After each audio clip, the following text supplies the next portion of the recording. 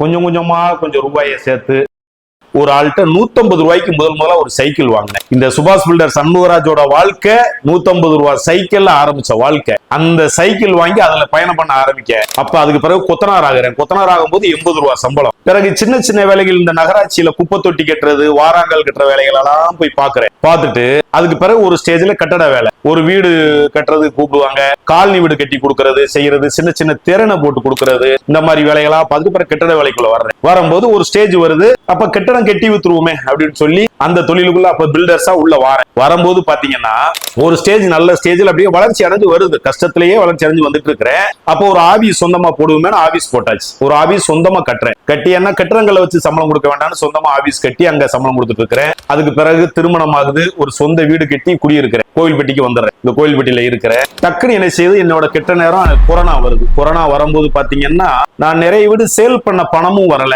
Sale பண்ணாத வீடு sale பண்ணவும் முடியல. ஒரு பெரிய ஸ்டேஜ்ல மாட்டிக்கிட்டேன்.